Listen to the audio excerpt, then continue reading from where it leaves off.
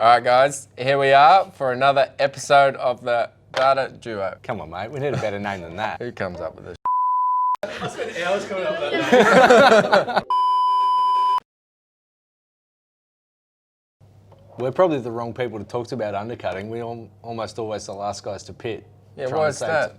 Well, we like to have fresh tyres at the end and pass dudes. But undercutting is where you fit a fresh set of tyres and can go a second a lap faster. So people that go early, they get up the road.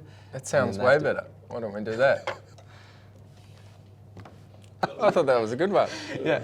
So that jumps you some spots, but then you've got to defend more later.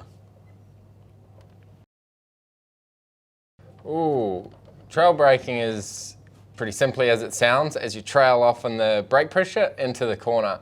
So these cars have a lock diff in the rear, which means both wheels spin at the same time, which means the car doesn't like to turn. So we have all these different things that we do to make the car jack up and turn into the corner, but probably the most effective thing in a supercar is trail braking. So you brake all the way into the corner, especially with a bit more rear than other cars, to try and get the car to turn. So it's trail braking is pretty common in all racing, but in this car, more than anything, I trail braking.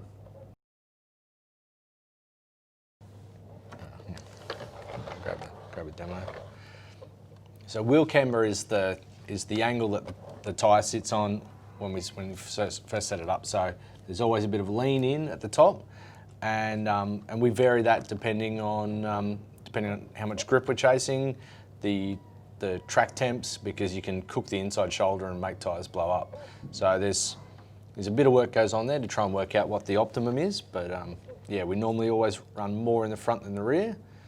How much? People want to know. So the front could vary between 5 and 8 degrees, and the rear could be 1 to 4 degrees. We have to balance things like the grip level of the track and the track temp, because that can really cook the inside shoulder.